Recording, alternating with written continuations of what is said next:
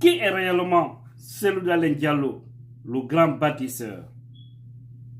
Il est important de ramener l'histoire, la biographie de ce grand homme et pour informer la nouvelle génération, sachant que certains jeunes aujourd'hui ont vu leurs esprits formatés par certaines personnes qui n'ont jamais voulu voir ce beau pays-là avancer. Et imaginez Cellou Dalein Diallo en tant que ministre, ce qu'il a pu faire pour les Guinéens. Et imaginez maintenant, en tant que président de la République en Guinée, qu'est-ce qu'il va faire? Ce serait pour du bonheur pour tous les Guinéens. On suit. Grand commis des finances publiques, expert des banques, technocrate éprouvé, homme de dossier qui s'est avéré finalement un politique avisé et audacieux.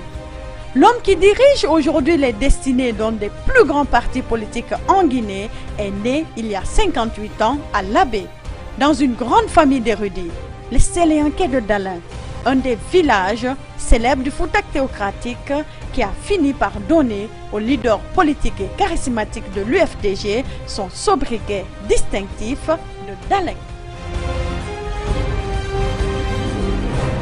L'homme sur qui repose l'espoir de tout un peuple incarne aux yeux de l'opinion et de bon nombre d'observateurs la rupture pour un renouveau de la Guinée. La Guinée, un pays qu'il connaît dans tous ses coins et recoins. Lentement mais sûrement, Cellou Dalein Diallo, le leader de l'UFDG, va se frayer un parcours pour se forger un destin national en se construisant au fil du temps un épais carnet d'adresses et un vaste réseau de relations qui transcende tous les clivages. À moins de 10 ans et un gestionnaire averti et visionnaire consacré, Cellou Dalein Diallo va dès lors s'employer dans un contexte difficile à doter le pays d'un important réseau d'infrastructures routières, portuaires et aéroportuaires indispensables au développement socio-économique. C'est la période des grands chantiers, ouverts et menés de main de maître par le leader de l'UFDG. Cellou le bâtisseur, patron de la maîtrise d'ouvrage, va être sur tous les fronts et dans tous les chantiers. Le projet de route régionale Kankankouré-Malais-Bamako, doté d'un financement de 200 milliards de francs guinéens qu'il aide à mobiliser. Il pilote rapidement le tronçon d'Oko-Kouré-Malais à la frontière malienne. L'homme est sous le charme du président Amadou Toumani Touré du Mali. Convié à l'inauguration de l'axe, ATT ne tarit pas d'éloges pour Cellou Dalein, le bâtisseur. C'est un plaisir de naviguer sur cette route. Je préfère même dire naviguer, c'est pas rouler. Et je ne peux qu'en être fier et surtout vraiment profiter de l'occasion pour d'abord féliciter et remercier le ministre des Transports et des Travaux publics. C'est une très belle œuvre.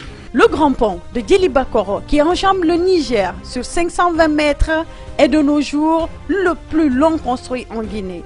Cet ouvrage inauguré en 2004 qui a permis de dompter le fleuve Niger entre Kanka et Séguéri est associé à l'image du patron de l'UFDG qui a suivi son érection de bout en bout. Le pont de Tenkiso à l'entrée de la ville de Séguéri, c'est un calvaire, de moins pour les traversées risquées et les noyades mortelles. On le doit également à la dextérité de Cellou Dalein. Mais que dire alors de ce pont flottant, à l'architecture moderne sur la Fatala, à Pofa, 320 mètres. Il a fait oublier depuis son inauguration en 2004 le bac de Guéméiré en désenclavant le Kakandé, le Raponka et le nord-ouest et le centre du pays. Un chef-d'œuvre complété par le petit pont sur la Tibola qui donne accès au grand pont situé à la jonction Fatala-Rio-Pongo, séparé par l'île au Diable. Le leader de l'UFDG est populaire et charismatique. C'est le choix utile pour des solutions pratiques et efficaces au mot de la Guinée. Un président pour une Guinée unie et prospère.